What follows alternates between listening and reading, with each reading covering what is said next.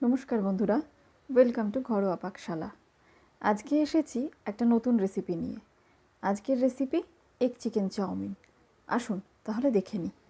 আমি এখানে বড় প্যাকেটের লম্বা প্যাকেটের চাউমিনের 2 থেকে 1.5খানা মতন চাউমিন সেদ্ধ করে নিয়েছি। এটা হক্কা নুডলস, আপনারা চাইলে এমনি নুডলসও ব্যবহার করতে পারেন। আচ্ছা, এখানে নিয়েছি আমি গাজর আর বিনস, যেটা ছোটো ছোটো করে কেটে নিয়ে হাফ বয়েল করেছি। আর নিয়েছি কিছুটা বোনলেস চিকেন, যেটা একটু ছোট করে টুকরো করে নিয়েছি। এবারে আমি কড়াইতে বেশ কিছুটা সাদা তেল দিয়ে 2টো ডিম সবার আগে ভেজে নেব। আমি এখানে তেলটা একটু বেশি ব্যবহার করেছি, তার কারণ ডিম 2টো ভাজার পরে যে তেলটা থাকবে তাতে আমি চিকেনটা ফ্রাই করে নেব। আপনারা চাইলে একদম অল্প তেল দিয়েও কিন্তু ডিম 2টো ভাজতে পারেন। এখানে যে পরিমাণ চাউ নিয়েছি তাতে 2টো ডিম যথেষ্ট। ডিম 2টো দিয়ে তাতে আমি সামান্য পরিমাণে নুন দিয়ে দেব, দিয়ে এটাকে আমি একদম কুচি কুচি করে স্ক্র্যাম্বল করে নেব।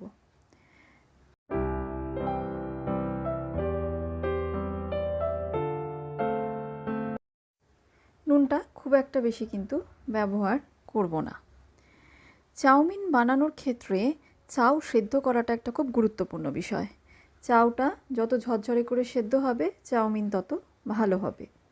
তাই জন্য অনেকে চাউমিন সেদ্ধ করার সময় সামান্য জলে তেল দিয়ে দেন এবং তাতেই চাউমিনটা সেদ্ধ করেন। আমি এই ক্ষেত্রে চাউমিনটা সেদ্ধ করে নিয়ে স্ট্রেনারে জল ঝরিয়ে নিয়েছি, তারপরে ভালো করে ধুয়ে নিয়েছি যাতে স্টিকি ভাবটা চলে যায়, এবং তারপরে সামান্য সাদা তেল আমি চাউটার গায়ে মাখিয়ে রেখেছিলাম খানিকক্ষণের জন্য। দেখুন বন্ধুরা, আমার ডিম 2টো ভাজা হয়ে গেছে। এবারে আমি কড়াই থেকে ডিম 2টো তুলে নেব।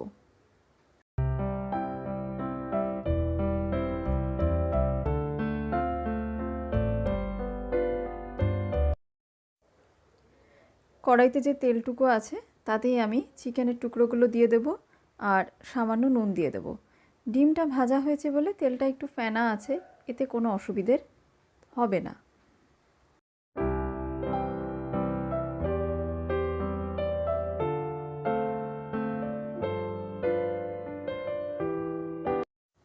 এক্ষেত্রেও নুনটা সামান্যই দেব, কারণ পরে চাউতে কিন্তু নুন অ্যাড করা হবে। আপনারা চাইলে চিকেনটা প্রথমে একটু সেদ্ধ করে নিয়েও ভাজতে পারেন, সেক্ষেত্রে সময়টা কম লাগবে। আমি এখানে চিকেনটা সেদ্ধ করিনি, কাঁচা চিকেনটাই ভাজছি। ফ্লেমটা একদম লো টু মিডিয়ামে রেখে চিকেনটা ভাজবো, যাতে চিকেনটা একটু ভালো করে ভাজা হয়। দেখুন বন্ধুরা, আমার এই চিকেনের পিসগুলো কিন্তু বেশ ভালো করে ভাজা হয়ে গেছে। এবারে আমি কড়াই থেকে এই চিকেনের টুকরোগুলোকে তুলে নেব।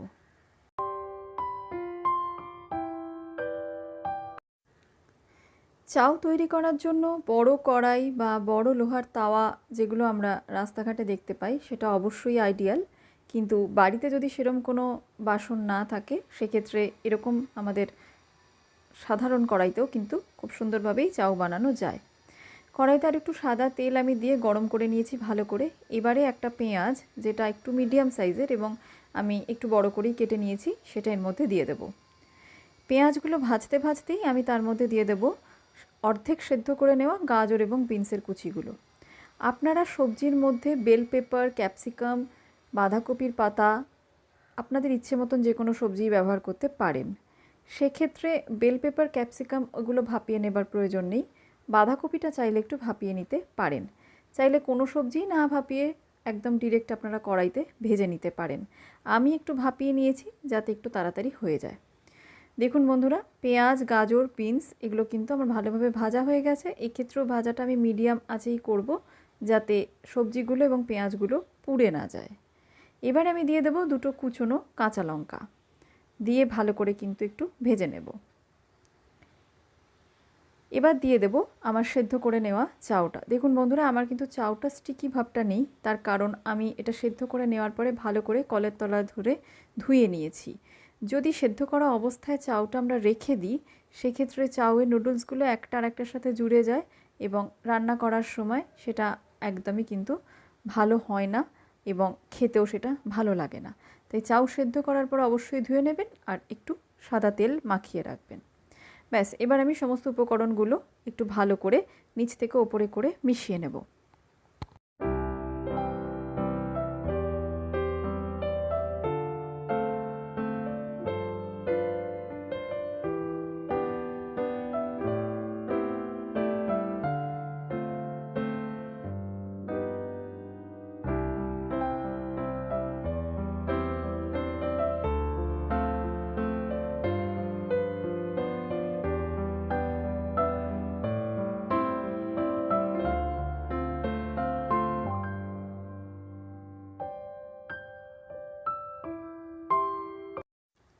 দিয়ে দেব নুন।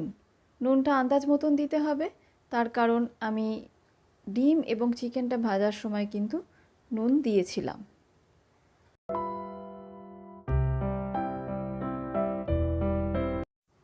এবার দিয়ে দেব গোলমরিচের গুঁড়ো, একটু বেশি পরিমাণেই দেব, তাতে করে চাউটা খেতে কিন্তু বেশ ভালো লাগে। দিয়ে দেব ভেজে রাখা চিকেনের টুকরোগুলো এবং দিয়ে দেব আমার ভেজে রাখা ডিমগুলো। সমস্ত উপকরণগুলো দেওয়ার পরে চাউটার সাথে সমস্ত উপকরণগুলোকে ভালোভাবে মিশিয়ে নেওয়াটা জরুরি। পুরো নুডলসগুলো যদি সমস্ত উপকরণের সাথে ভালোভাবে না মেশে, তাহলে কিন্তু চাউমিনের এক একটা জায়গা বিস্বাদ থেকে যাবে, সেক্ষেত্রে খেতে একদমই ভালো লাগবে না। সুতরাং চাউটাকে খুব ভালোভাবে নাড়াটা একটা অত্যন্ত গুরুত্বপূর্ণ বিষয়।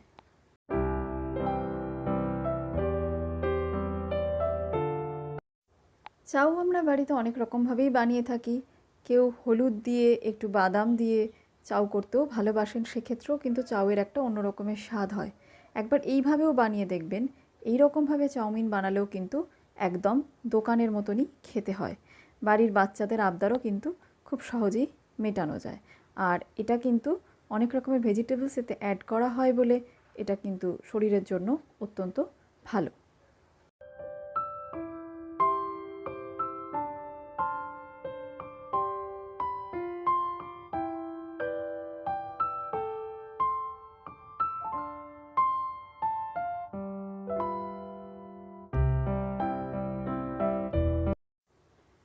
নুডলসগুলো খুব ভালোভাবে মিশে গেলে আমি দিয়ে দেবো উপর থেকে সোয়া সস এবং চিলি সস। সোয়া সসে যেহেতু নুন থাকে, তাই চাউয়ে নুন দেওয়ার সময় সেটাও আমাদের মনে রাখাটা দরকার। যদি বাচ্চারা খায় বাড়ির, তাহলে আপনারা চাইলে এই সসগুলো অ্যাভয়েড করতেই পারেন বা হোমমেড সসও কিন্তু ব্যবহার করতে পারেন। চাইলে আপনারা এখানে টমেটো সসও ব্যবহার করতে পারেন, আমি এখানে টমেটো সসটা অ্যাভয়েড করেছি। এবারে এই সমস্ত উপকরণগুলোকে আমি ভালোভাবে মিশিয়ে নেব।